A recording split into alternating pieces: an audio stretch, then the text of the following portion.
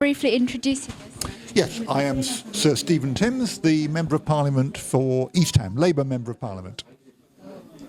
As Tamil people, we are looking forward to declaring January as Tamil Heritage Month. How could we proceed further with this?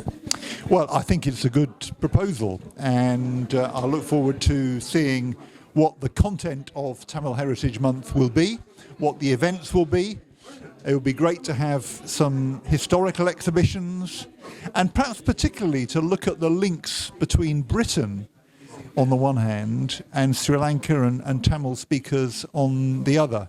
And can I just pay a brief tribute to Professor Ronald Asher, who was a professor of linguistics at Edinburgh University, who did a lot of research, linguistic research on the Tamil language, and made some contributions that were really valued by Tamils in Sri Lanka as well as here in the UK. He died just before Christmas at the age of 96, and I think his life and work would have some good inspiration for Tamil Heritage Month in the future.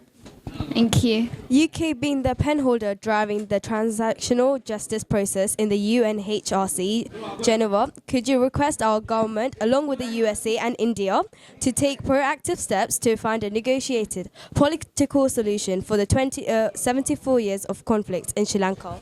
Yes, I think the UK does have a real responsibility here, and I would like to see Britain discharging that responsibility. I think we've been too slow. I think we should have been much more assertive. The British government did take an initiative jointly with the Sri Lankan government in 2015, but the requirements of the UN Human Rights Council resolution at that time have never been fulfilled by the Sri Lankan government. And I think we should have been much more determined in pressing for that resolution to have been properly implemented. If that had happened, then some of the terrible things happening in Sri Lanka now could have been avoided. So yes, there's a big responsibility for the UK government. We should be sanctioning people responsible for some terrible things that have happened in Sri Lanka. We've got the powers now in the UK. The British government has taken those powers to impose sanctions.